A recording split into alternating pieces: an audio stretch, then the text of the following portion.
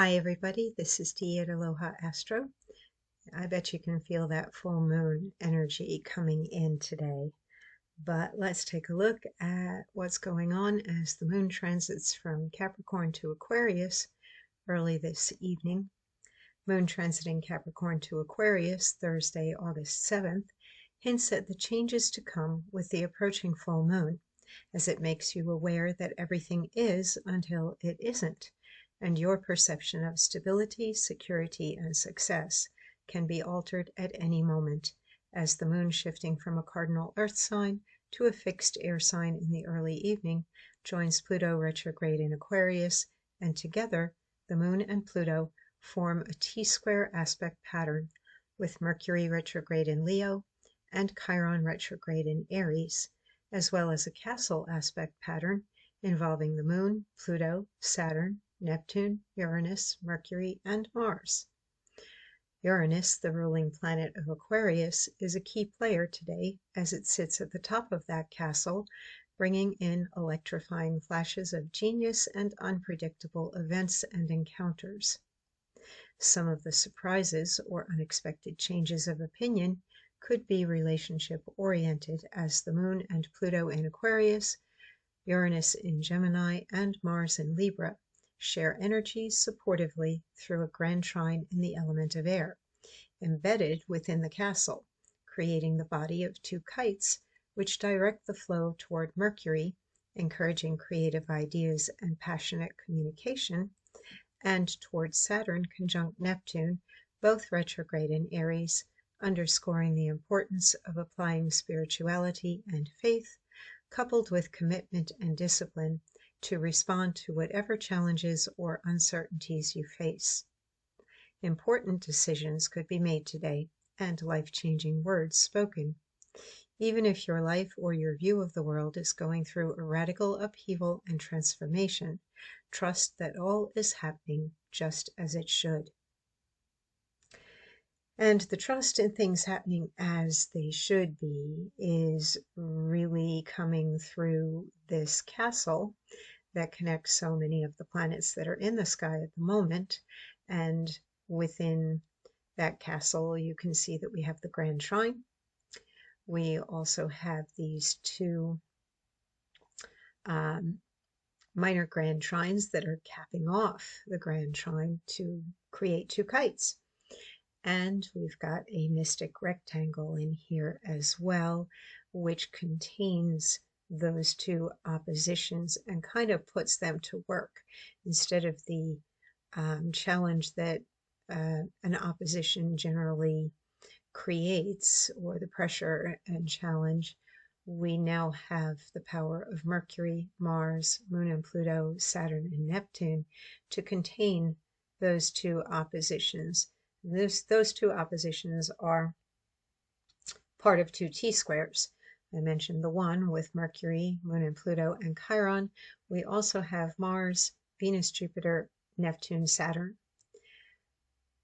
You're probably going to be identifying very strongly with what both your physicality and your intuition tell you. I would say instinctive reactions to things, especially to other people,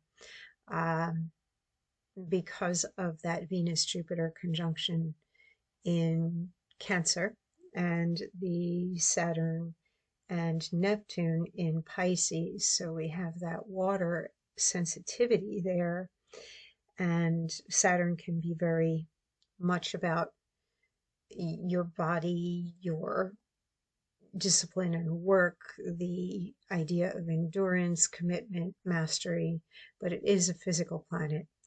If we didn't have Saturn as the backbone of our natal chart, we'd never get out of bed in the morning and go to work. Venus, that's our pleasure, affection, familiarity, comfort, things that feel good to us. Again, a very physical planet, with Jupiter, which always enlarges whatever it's hanging out with. So we have the lesser and the greater benefics together, and this is going to increase the empathy, the feeling of either being in alignment with somebody else or not being in alignment with them. And then throw in Mars, now coming out of Earth and into air, and a relationship oriented sign. But Mars is a physically oriented planet. Action, sexual energy, and drive. Impulses on the physical level. So we have that pressure producing T-square operating through physicality as well as instinct, intuition, and this is going to definitely influence you in gravitating toward the things or the people that feel good to you, or moving away from the people or things that do not feel good to you. Trust your body, trust your intuition. And even if Mercury retrograde opposing Pluto retrograde and both squaring Chiron retrograde are making you second guess yourself or thinking, why am I having such an extreme reaction? Am I exaggerating this? Well, maybe you are, but maybe you need that exaggeration. Maybe you really do need to feel it that intensely to get the message. Maybe if it's a sense of unease or discomfort, go into it and figure out why. And is this something for you to move through, or is this a warning for you to move away from whatever it is that is bringing up that very strong response within you? Overall, because we have this one planet at the top here, well aspected, taking a path or making a decision or choice that you have never done before is most likely going to be the most advantageous thing for you to do. Doing things the same old way that you have done them before won't give you anything new or different.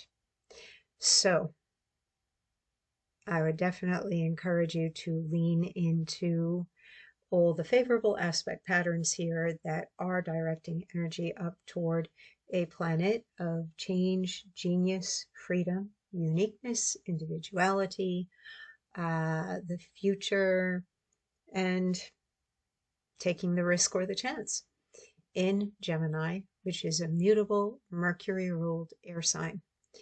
Communication, formative ideas and imagination, treating others as if they are on common ground with you, looking for the common ground between yourself and another as well, staying open-minded and spontaneous.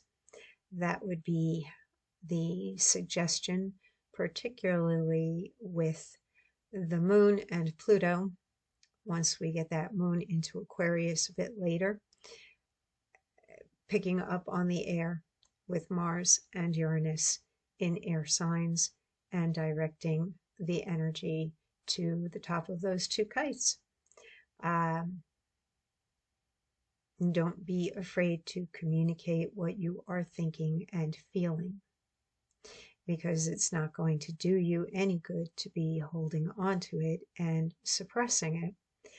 It's just not going to move you forward. And maybe if you're not quite ready yet, perhaps think about it, put it down on paper, get ready for that full moon, which will be occurring on the 9th.